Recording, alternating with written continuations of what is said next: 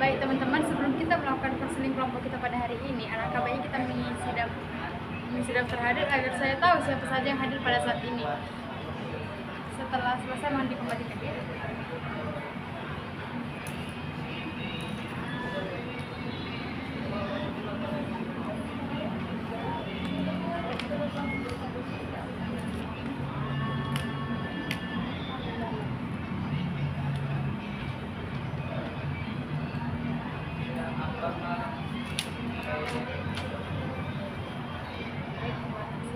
Selamat pagi teman-teman, apa kabar semuanya?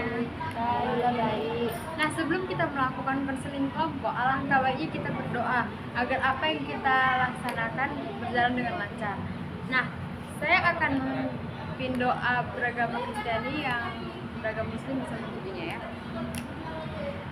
Ya Tuhan, terima kasih atas segala nikmat yang Kau berikan kepada kami sehingga kami dapat berkumpul pada pagi hari ini untuk melaksanakan kegiatan konseling kelompok yang bertujuan untuk menemukan alternatif penyelesaian masalah pribadi yang sedang kami alami ya Tuhan. Ya Tuhan, kami hari ini melaksanakan kegiatan bimbingan kelompok, lancarkanlah kegiatan kami ini ya Tuhan. Jadikan kegiatan ini kegiatan yang bermanfaat untuk kami, untuk dapat kami terapkan di kehidupan kami. Ya Tuhan, hanya kepada tangan-Mu ini menanda, hanya kepadamu doa ini bermujad. Karena Yesus kami bersyukur, amin. Baiklah teman-teman, pada kali ini kita akan melakukan konseling kelompok. Adapun pengertian konseling kelompok adalah suatu layanan yang membantu individu memecahkan masalahnya dalam memanfaatkan dinamika kelompok.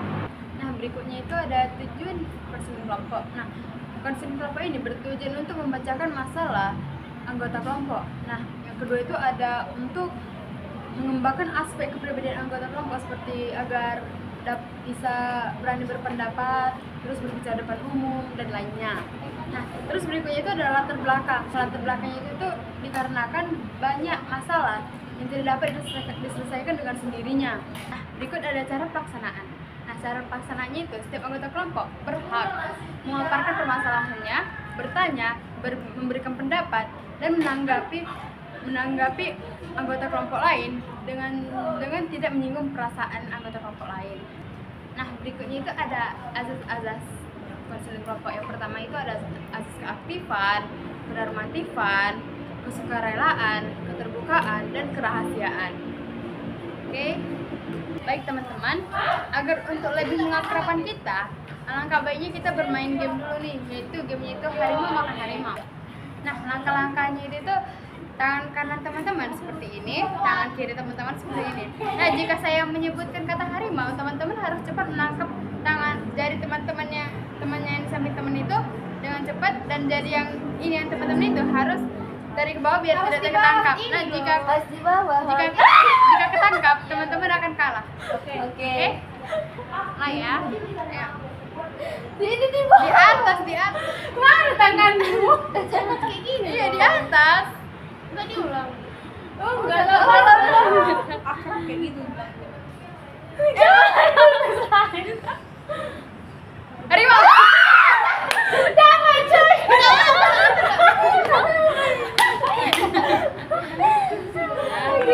Ya. Harimau.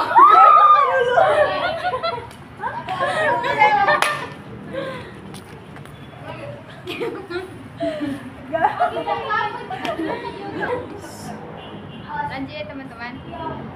Harimau.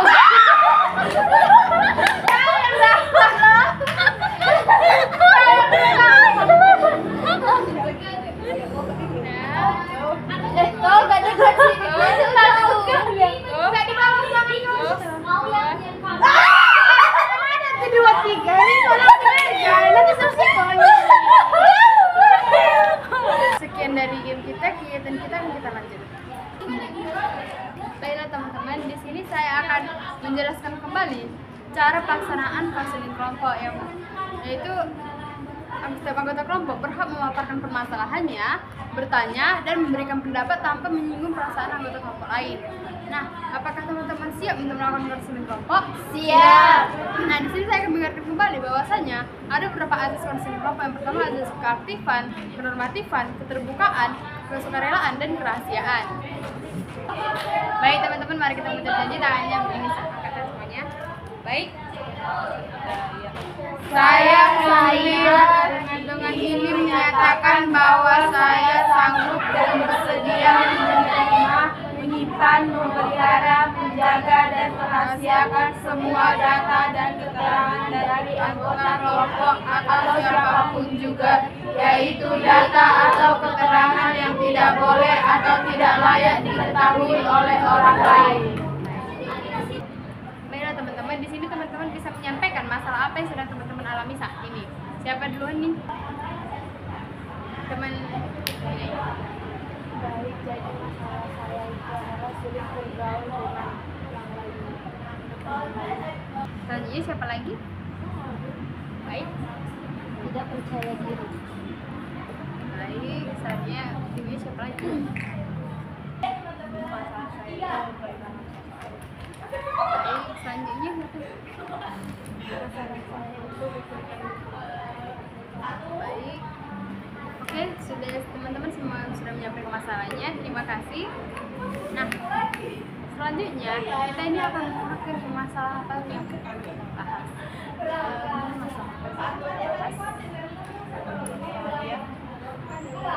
Ya.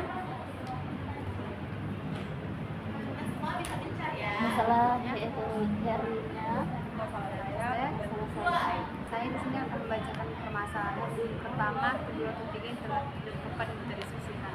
Yang pertamanya itu ada susah bergaul, yang kedua itu permasalahannya itu yang dikekang sama keluarga, yang ketiga kehilangan sosok ayah, dan yang keempat itu tidak percaya diri.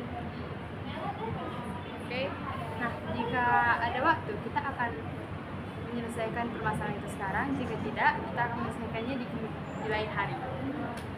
Yang pertama itu permasalahan susah bergaul. Nah itu permasalahan Helmina ya. Nah boleh dijelaskan nggak permasalahan itu bagaimana? Ya, masalah saya kan susah bergaul. Saya susah bergaul karena saya diam aja gitu kalau banyak di lingkungan tangga saya kadang bilang orang sekitar saya itu COVID. Baik, apakah ada yang mau bertanya dari apa? Baik, silahkan teman-teman untuk menanyakan apa faktor penyebab terjadinya susah bergaul yang dialami. Saya mau nanya apa penyebab salah satu penyebab dari apa kau tadi? Susah bergaul. Apa salah satu penyebab dari kamu susah bergaul gitu? Apakah ada faktor lainnya gitu? Mungkin saya takut dikira sok akrab, SKS gitu, Apakah ada yang bertanya lagi? Apa faktor penyebabnya? Apakah hal itu menjadi faktor penyebabnya atau ada faktor penyebab lain yang mungkin kau sampai kayak gini, sampai susah untuk bergaul? faktor penyebab lainnya mungkin karena dari kecil saya pendiam, kurang komunikasi sama banyak orang, banyak orang. Jadi kurang bersosial, lebih suka diam aja sih daripada ngomong basa-basi. waktu kecil kan waktu mainnya anak-anak di luar, dikasih keluar, orang tua ngasih gak keluar main-main, tapi kau yang gak keluar. Kamu gak mau Kadang keluar, kadang enggak. Baik, tadi saudari Helmina sudah menyampaikan faktor penyebabnya nih, kita sudah mendengar faktor penyebabnya. Nah dari faktor penyebab tadi, teman-teman bisa menyampaikan apa saja jalan alternatif atau solusi yang dapat dilakukan oleh Helmina tentang permasalahannya. Baik, siapa yang berpendapat? Baik. Jadi menurut saya solusi dari saya untuk saudari Helmina, nggak apa-apa gitu loh kalau kamu itu melakukan SKSD kepada teman-teman yang lain. Kayak nggak usah kamu dengarkan nanti kalau ada yang bilang kamu tuh sok kenal, sok dekat. Ya jadi kalau kita nggak SKSD kita nggak bakalan banyak teman gitu loh. Kayak aku kan, kalau aku nggak SKSD sama kalian, pasti kayak kalian pun kayak kalau aku nggak mau nyakapin, pasti kalian nggak mau nyakapin aku duluan gitu. Jadi itu aja solusinya, tetap SKSD walaupun nanti ada yang menceritakan kita di belakang. Baik, berikutnya ada lagi. solusi dari saya itu, menurut saya kamu nggak usah berpikir kalau orang bakal bilang kamu SKSD gitu kan.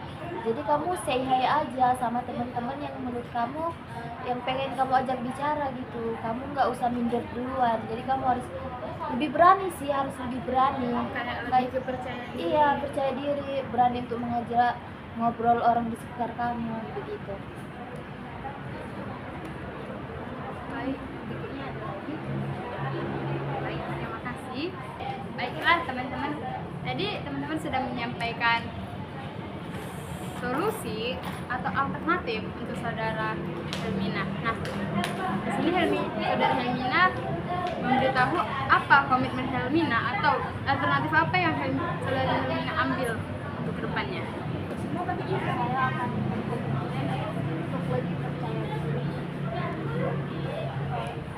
menyapa orang terlebih dahulu, tapi jangan sok-sokan gitu. Oke, baik, terima kasih. Baik. Nah, kita akan membahas permasalahan kedua nih, yaitu tentang ikatan keluarga, yaitu permasalahan dari saudari Herina. Nah, apakah boleh saudari Herina menceritakan bagaimana permasalahannya? Jadi permasalahannya itu di rumah saya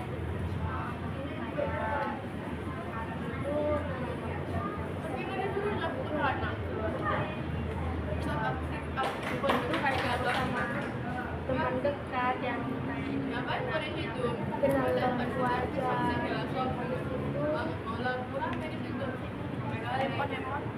Ya, handphone pun kayak kalau udah jam 11 sampai jam 12 malam itu kayak udah kayak diambil lah, disimpan.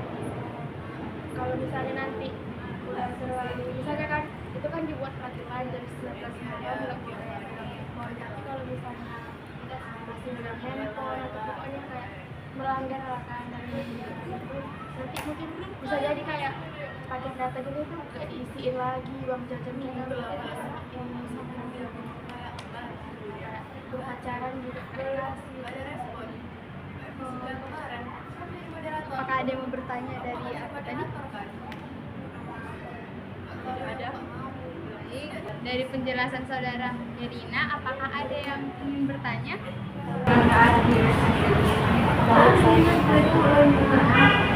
Untuk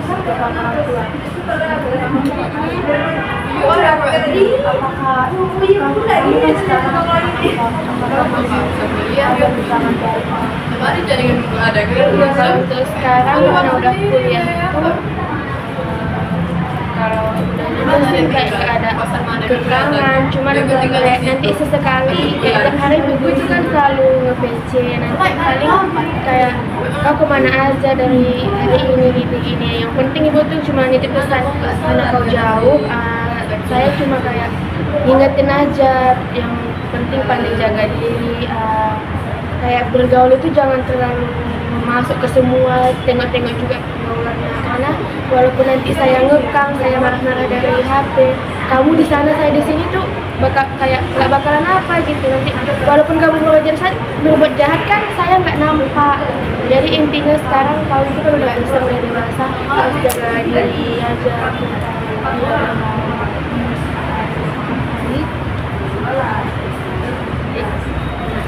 Berikutnya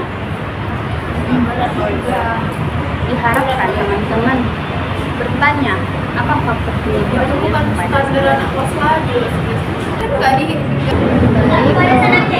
Apa salah satu faktor terbesar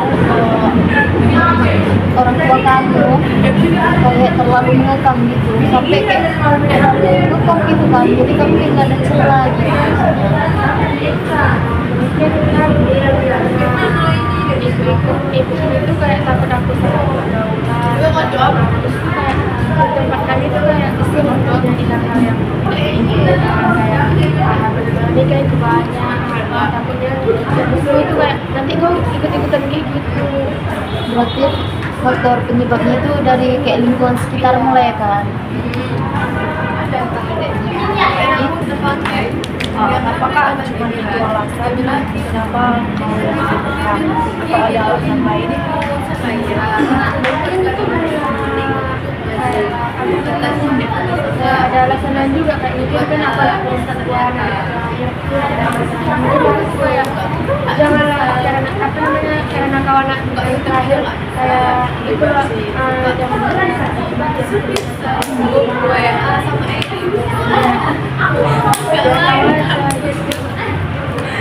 Baik, tadi kita sudah mendengarkan faktor penyebab dari saudari Herina. Dari faktor penyebab tersebut, alternatif apa yang dapat teman-teman ambil untuk permasalahan ini? Baik, Mungkin solusi itu yang bisa diatasi minimal coba Herina mungkin yang dilakukan ibu itu, yang diberikan ibu itu suatu yang baik untuk Herina ke depannya supaya tidak terjerumus hal-hal yang tidak baik. Mungkin juga bisa berkomunikasi supaya ibu ngasih kelonggaran sedikit. Memang kita lagi masa remaja, masa yang pengen bebas, biar kita bisa ngerasain apa yang orang rasain, cuma nggak ada kata-kata yang negatif. Bicaralah dengan kepada ibu baik-baik, siapa tahu bisa terbuka hatinya. ada berbaik, apakah ada yang menambahkan lagi? Baik, apa komitmen yang saudari Herina lakukan ke depannya, atau alternatif apa yang Herina ambil dari yang Herina dengar tadi, dan apa Herina melakukan? mungkin saya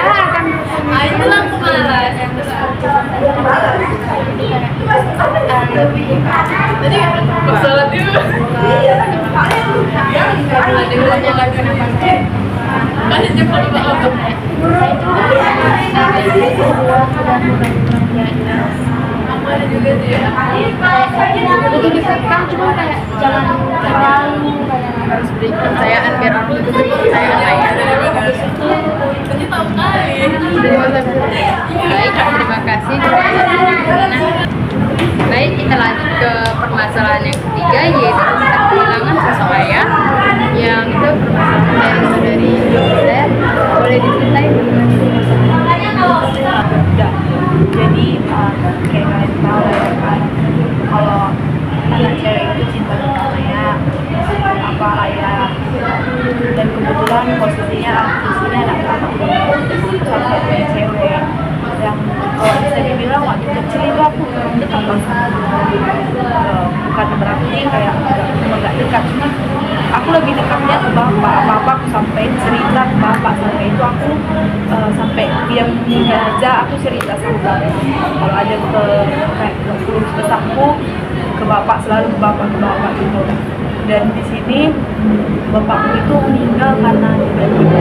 Di situ posisinya aku lagi pulang bimbel capek, terus di situ aku kayak dengar kok ribut rumahku, apa sih ini gitu.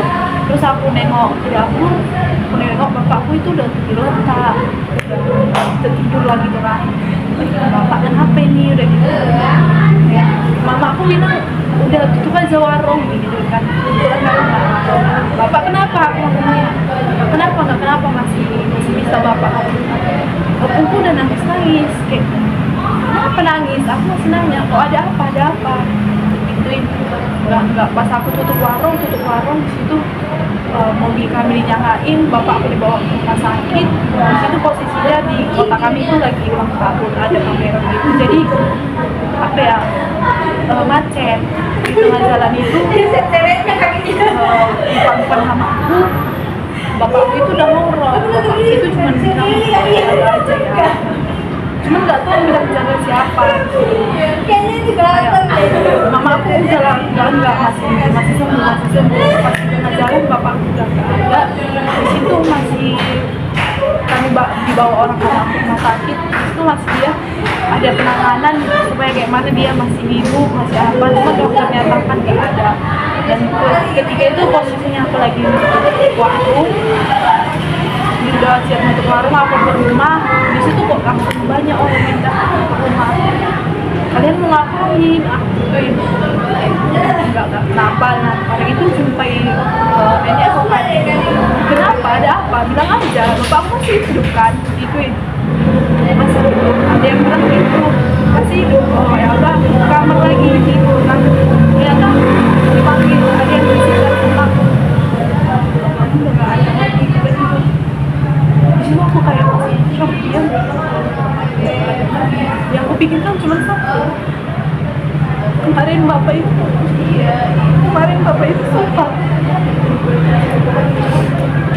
janji sama aku, bapak ngawani, nanti bapak ngawani ada daftar polisi, nanti bapak ngawani ada daftar ke SMA ini, ke SMA ini, ke SMA Kapolri. Aku cuma di situ posisinya udah ujian akhir. Kenapa bapak ninggalin aku? Siapa nanti ngawaninya? Daftar polisi, siapa ngawani aku daftar ini? Gak ada lagi tempat hadir, aku ganti apa-apa aku ceritain ke bapak. Pulang sekolah yang aku tanya itu kemana? Mana bapak? Mau bapak itu lagi kerja? Mau bapak itu lagi gimana? Aku nanya bapak, aku minjem selalu handphone sama mama, nanya sama bapak gimana kabarnya.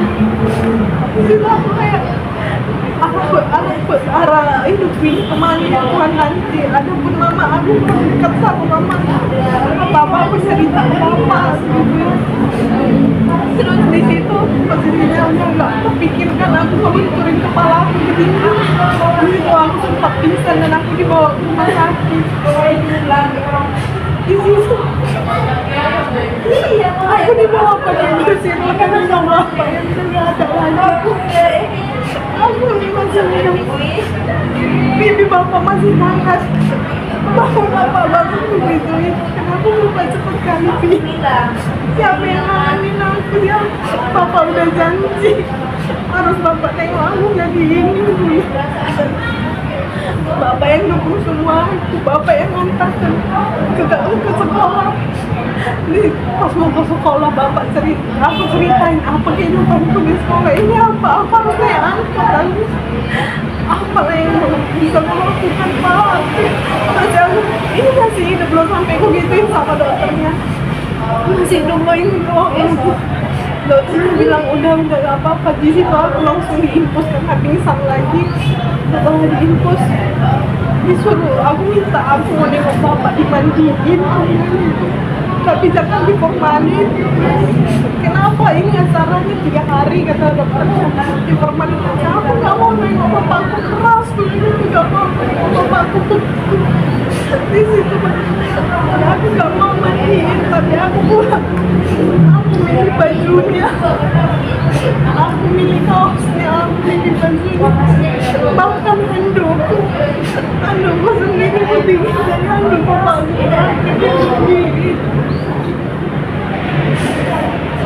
Di situ aku betul-betul gak bisa ngapa-ngapain. Setelah aku pilih, aku sambil megang infusku sendiri, sambil milih baju bapak. Setelah aku pilih, aku balik lagi ke rumah sakit. Kayak aku cerita depan bapak, kenapa bapak tinggalin aku? Aku gak dekat sama mama, pasti habis ini aku berantem aja sama mama. Dan itu memang terbukti. Apa yang aku ceritain ke bapak gak bisa aku ceritain, sampai aku pendam sendiri, sampai ada masalah aku gak bisa aku ceritain sama siapa. Bahkan aku kalau mau cerita, aku nengok fotonya sama cerita. Karena aku ini jadi orang gila ya Pak. Aku selalu cerita gak ada respon, gak respon. Aku ceritain ke mama pasti anggapannya itu kayak gak sesuai, gak pas sama yang bapak kasih responnya. Terus banyak yang masalah pasti kayak apa sih mama ini bapak gak pernah kayak gitu sama aku, apa sih gitu. Mama aku pernah, ya udah sana ikut bapakmu aja kan. Nggak bisa, memang aku mau ikut terus. Dan ini nggak ada pilihan, nggak ada terpikiran gue sampai sekarang. Aku sampai di sini karena apa kayak kemarin mau daftar di SMA, aku sendirian tanpa dikasih tahu sama mama aku. Aku kasih tahu apa-apa daftar. Cuman aku nggak apa-apa kan Pak, bapak pun aku bisa, tanpa mama pun aku bisa gitu. Karena posisinya mama aku lagi ingin ada gitu. Nggak mungkin kan abang nggak pernah meyakin gimana. Cuman aku ya udah kok kisah sama mamaku yang kayak nggak peduli sama aku. Makanya kalau aku kadang nengok orang sama bapaknya kayak gitu. Iri kali karena apa-apa, bahkan soal percintaan, soal keuangan itu aku ceritanya ke bapak aku sampai sekarang aku sama mamaku kadang penuh kali cerita. Terima kasih. Nah, jadi teman-teman sudah mendengar cerita dari saudari Esther. Silahkan teman-teman bertanya, apa penyebabnya ya belum menerima mungkin hingga saat ini, walaupun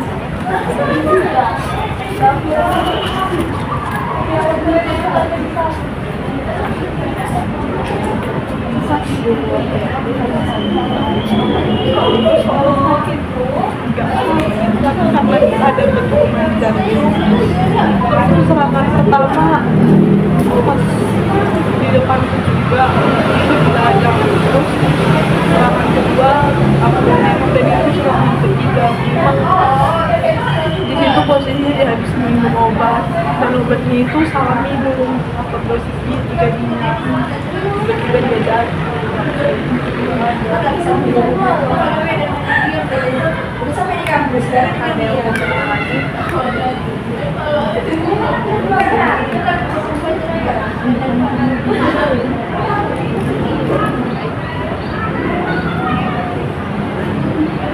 kita sudah mendengarkan dari faktor penyebabnya, ceritanya.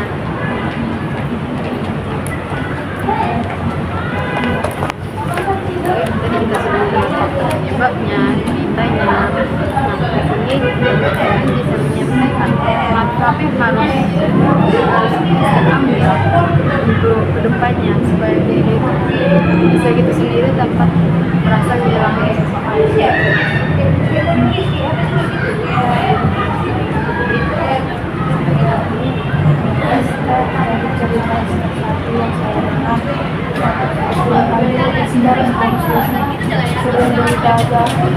Saya kepada Tuhan sampaikan apa yang biar bisa menerima keadaan selanjutnya mereka Apakah ada baik, saya setuju juga sama saudari Romina. Kalau kan kata Esther dia juga kayak ada cerita gitu kan. Menurut saya juga iya sih, cerita aja sama Tuhan gitu loh, keluarkan aja semua keluh kita sama Tuhan. Pasti nanti kan kayak ada apa namanya, kayak imbalan, jadi tenang gitu, jadi lega gitu.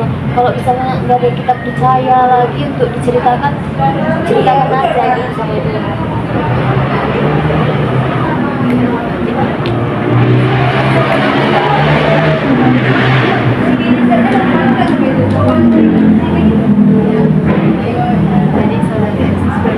jadi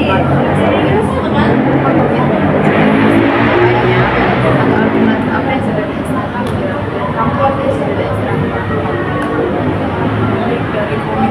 dari alternatif yang saya sampaikan, mungkin saya lakukan dan mendekatkan diri kepada Tuhan untuk cerita apapun sama Tuhan, mungkin akan menjadi juga. Dan saya akan melakukan itu untuk kedepannya supaya saya nggak ngerasa kesepian kayak ada semacam. Terima kasih. Baik, kita lanjut ke permasalahan berikutnya, yaitu tentang tidak percaya diri. Nah, ini tuh permasalahan dari Saidah. Nah, boleh diceritain masalahnya bagaimana? Baik, terima kasih. Permasalahan saya itu kurang percaya diri ya.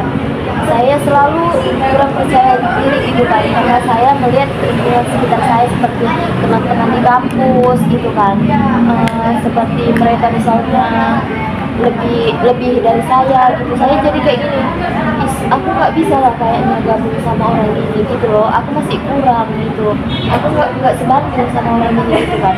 Jadi makanya pas kayak awal-awal masuk kuliah gitu kan, saya selalu menyendiri gitu, karena saya merasa tidak pantas berada di dekat teman-teman yang sekarang gitu loh, selalu saja gitu kan, minder lah gitu.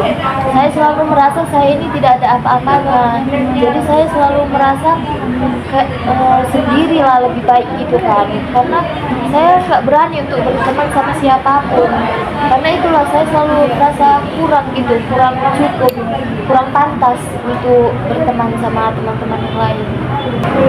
Baik, silakan teman-teman menanyakan faktor penyebab dari permasalahan di Saida. Nanya, kenapa kamu merasa kurang percaya diri? Apa faktor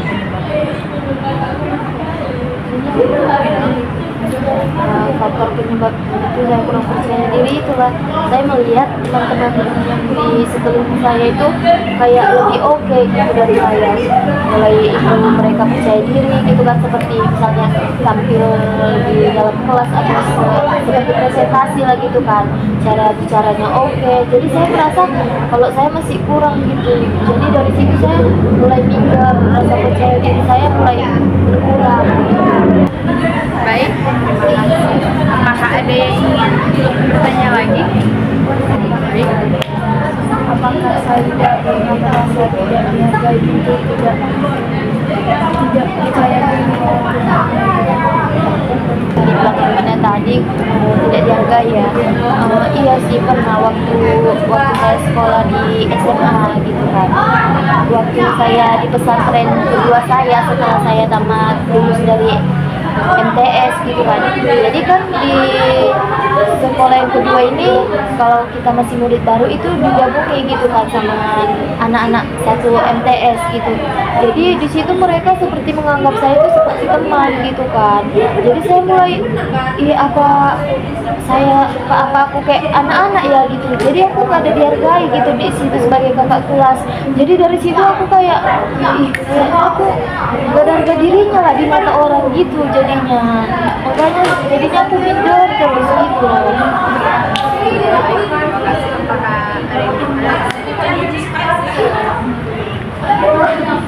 Jadi dari Saida sudah menceritakan faktor penyebabnya nih. Nah, dari faktor penyebab tersebut, teman-teman bisa menyampaikan apa alternatif yang bisa Saida lakukan ke depannya. Tadi tuh saudari Saida itu kan yang percaya diri. Kalau menurut saya sih kayak Saida itu kan tadi kan kayak nengok kawan-kawan itu kan lebih kayak di presentasi lebih oke daripada Saida. Menurut saya kalau biar Saida itu bisa percaya diri ya mungkin Saida lebih belajar lagi kayak nengok gimana cara orang itu ikutin aja cara orang itu biar Saida bisa jadi orang itu bisa kayak orang itu. Itu aja sih. Apakah ada yang tadi dari cerita Saida kayak gak dihargai sama adik kelasnya. Mungkin kedepannya Saida juga harus bisa menempatkan posisi ketika lagi memang serius, mukanya bisa diubah kayak serius. Tapi kalau di luar lagi kayak bercanda lah seadanya. Jangan sampai mereka nganggap Saida itu di mode serius sama di mode ini bercanda sama aja. Jadi anggapan orang itu anggap remeh ke Saida. Dan untuk Saida bolehlah kedepannya agak lebih tegas untuk adik-adik yang minta, adik itu nanti cutting atau segala macam. Untuk teman bisa lagi disesuaikan. baik? Apakah menambahkan? Itu Saida dari ceritanya tadi dia kurang percaya diri karena teman-teman yang berpenampilan bagus ya. Itu Saida harus bersyukur pada Tuhan, lebih menghargai dirinya sendiri, jangan menganggap rendah diri Saida. Baik, terima kasih. Nah, setelah membahas ini, apa komitmen Saida atau setelah mendengar alternatif dari teman-teman, apa yang akan Saida lakukan ke depannya? Baik, berterima kasih. Komitmen saya itu saya akan lebih percaya diri lagi untuk orang-orang yang seperti menindas gitu ya. Saya mungkin akan lebih tegas lagi dalam kepada siapa saya bergaul, dan saya akan lebih mensyukuri apa yang diberikan Tuhan kepada saya, dan saya akan lebih belajar lagi untuk meningkatkan rasa percaya diri saya. Baik, terima kasih. Baiklah teman-teman, kegiatan kita akan berakhir. Terima kasih atas partisipasi dan semangatnya untuk kegiatan konseling kelompok kita pada kali ini ya. Nah, teman-teman, apa saja kemajuan yang teman-teman dapatkan pada konseling kelompok kita pada hari ini? Baik, kemajuannya itu saya jadi mendapat saran dari teman-teman, dan emang sarannya sangat berguna. baik, apakah ada lagi?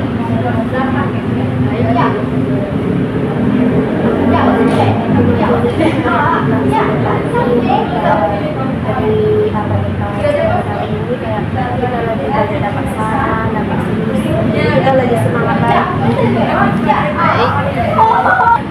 Baik teman-teman, apa kesan-pesan yang teman-teman rasakan pada konseling kelompok kita pada Kesan yang pertama saya bisa lebih terbuka itu dan mendapatkan solusi saya dan saya kedepannya kita bisa lebih lagi ada tugas-tugasnya kita bisa sama-sama dalam menjalannya. baik, terima kasih. Apakah tidak ada lagi? Baik. Baiklah teman-teman, setelah kita melakukan konseling kelompok, kapan lagi kan kita akan melakukan kegiatan konseling kelompok, di mana dan jam berapa? Baik. Kapan itu hari Sabtu tanggal 8 di belakang di Cibukunes jam 10 pagi. Baik, terima kasih atas partisipasi teman-teman atas kegiatan konseling kelompok kita pada kali ini.